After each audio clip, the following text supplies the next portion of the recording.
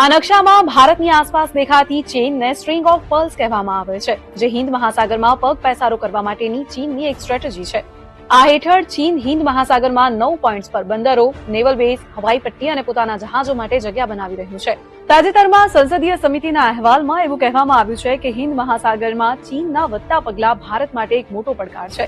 આજે one day mega સ્ટોરીમાં જાણીશું હિન્દ મહાસાગરમાં ભારત અને ચીન વચ્ચેના વર્ચસ્વની સંપૂર્ણ કહાની. પહેલા સમજીએ કે હિન્દ મહાસાગર ભારત અને ચીન માટે આટલું મહત્વપૂર્ણ કેમ છે.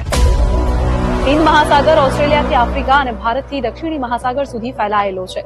આ પૃથ્વીની 20% જળ સપાટીને આવરી લે છે. 7.06 કરોડ ચોરસ કિલોમીટરમાં ફેલાયેલા આ વિસ્તાર સાથે 33 દેશો અને 57 ટાપુઓ જોડાયેલા છે.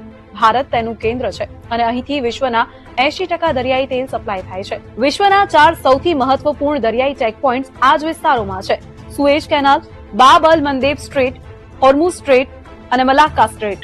હિન્દ મહાસાગર અને વેપારને સમજતા વરિષ્ઠ પત્રકાર પીટર માર્ટિનના મતે, જો હિન્દ મહાસાગરમાં કોઈ પણ પ્રકારનો અવરોધ આવશે તો યુરોપ, મિડલ ઈસ્ટ, આફ્રિકા અને એશિયાનો વેપાર અટકી જશે. એટલે કે હિન્દ મહાસાગરમાં પ્રભુત્વ સ્થાપિત કરીને વિશ્વને અસર કરી શકાય છે. હવે સમજીએ કે ચીનના સ્ટ્રિંગ ઓફ પર્લ્સ શું છે. આનાથી ભારતને શું પડકારો છે.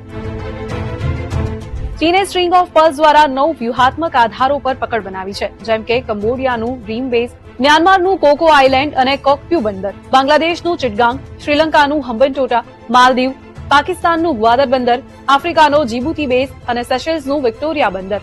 ચીન આ દેશોના બંદરો વિકસાવી રહ્યું છે, તેમને લીઝ પર લઈ રહ્યું છે અને પોતાના નૌકાદળનું વર્ચસ્વ વધારી રહ્યું છે. આ ઉપરાંત ચીને દક્ષિણ આફ્રિકાના દરિયાકાંઠે તંઝાનિયા અને કેન્યામાં પણ બંદરો બનાવ્યા છે. ચીનનો BRI